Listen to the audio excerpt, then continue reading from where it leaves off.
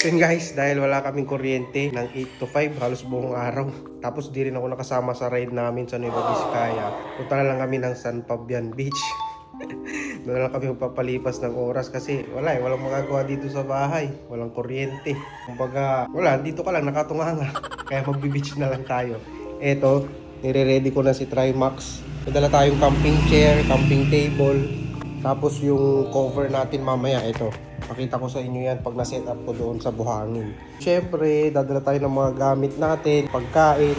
Hanggang hapon na tayo doon. Siguro estimate na natin mga 3 or 4 bago tayo malis ng San Fabian para pag uwi natin may kuryente na. At sa mga oras na to guys, siniset up ko na nga yung mga gagamitin nating frame para doon sa tent o sunshade na dala-dala natin. Actually, hindi talaga ako sigurado kung anong tawag dito sa sunshade o tent na to na nabili ko kasi basta pang camping ito, ginagamit ito pang camping. Meron din ako isa pang klaseng tent, yung pwede kang matulog sa loob pero hindi nga yun yung dinala ko dahil dito nga lang tayo sa dagat tsaka uuwi din lang naman tayo ng hapon. Madali lang naman i-set up ito kaso ang nagpahirap dito ay sobrang lakas talaga ng hangin kaya nahirapan akong isuksok yung mga frame doon sa tent. At ayun guys, finally naiayos ko na din yung tent natin. Sa part na to guys, nilalagyan ko na nga lang ng tali dahil magsisilbi itong support para hindi nga umaalog-alog itong tent. Hindi din kasi tatayo ng maayos itong tent kahit ilagay mo pa yung pole niya kung hindi mo lalagyan itong support niya na tali. Kasi ito yung itsura ng tent. Pag na-set up na, hindi ko na nilagay yung dalawang paa niya dito. Tinali ko na lang. Tali sa mags. Yan, meron tayong camping tent. At least hindi mainit. Pwede pa namang i-adjust yan. Kaso pinasilungan ko talaga to para hindi rin mainit. Yan. Ito ang advantage kapag ang motor mo may sidecar. Daming gamit.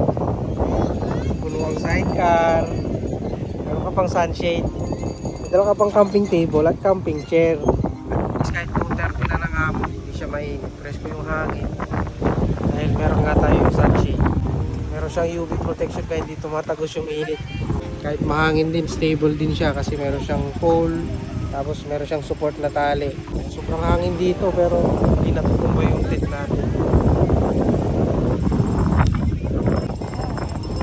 At ayun guys, ito yung simpleng walang kuryente lang sa amin pero naging special day kasi naging family day na siya. Pumunta nga kami dito sa San Fabian Beach para magpahangin, magbanding, tapos gustong-gusto talaga maligo ni Nanong sa dagat kaya pinunta talaga namin siya dito sa San Fabian. Kaya din dito kami pumunta kasi pwede ka mag-set up ng ganitong mga tent tapos kahit hindi ka na mag-rent ng cottage ay pwede, magbayad ka lang dito ng parking fee tapos okay na. Tsaka maganda dito, sobrang lapit lang nung parking namin doon sa mismong dagat. Pwede mong lakarin. Sobrang laking bagay talaga nung nilagyan ko ng sidecar yung motor ko kasi nga nakakapagdala ko ng mga gamit kapag namamasyal kami. So yun guys, maraming salamat sa nanood.